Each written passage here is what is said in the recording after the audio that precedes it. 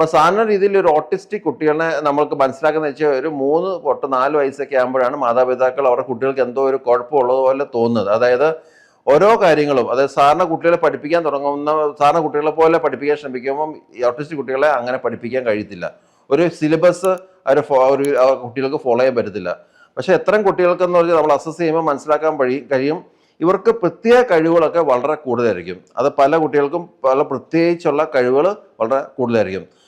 സാറിന് ഒരു എല്ലാ സമൂഹത്തിനും ടീച്ചേഴ്സിനും അല്ലെങ്കിൽ പേരൻസിന് പറ്റിയ ഒരു അബദ്ധം എന്ന് പറഞ്ഞാൽ എത്രയും കുട്ടികളെ മന്ദബുദ്ധികൾ അല്ലെങ്കിൽ മെന്റൽ റിട്ടാർഡഡ് കുട്ടികളായിട്ട് കണക്കാക്കി അവരെ അവഗണിക്കുകയാണ് സാറിന് ചെയ്യുന്നത്. പക്ഷെ ഓട്ടിസ്റ്റിക് കുട്ടികൾ അങ്ങനത്തെ കുട്ടികളല്ല. അവർക്ക് വേറെ അവരുടെ സ്വഭാവത്തിലൊക്കെ പ്രത്യേകതകൾ ഉണ്ടെങ്കിലും അവരുടെ ചില ടാലൻസ് ഒക്കെ വളരെ സ്ട്രോങ് ആയിരിക്കും. അതായത് ചിലപ്പോൾ ചില കുട്ടികൾക്ക് വരയ്ക്കാൻ ഭയങ്കര കഴിവായിരിക്കും, ചില കുട്ടികൾക്ക് പാടാൻ ഭയങ്കര കഴിവായിരിക്കും. സാറിന് വളരെ അതിശയകരമായിട്ടൊക്കെ പാടാനൊക്കെ സാധിക്കും. ചിലർക്ക് അവർക്ക് ഈ കണക്ക് സംബന്ധമായിട്ടുള്ള പ്രശ്നങ്ങളൊക്കെ സോൾവ് ചെയ്യാനൊക്കെ ഭയങ്കര പ്രത്യേക കഴിവായിരിക്കും.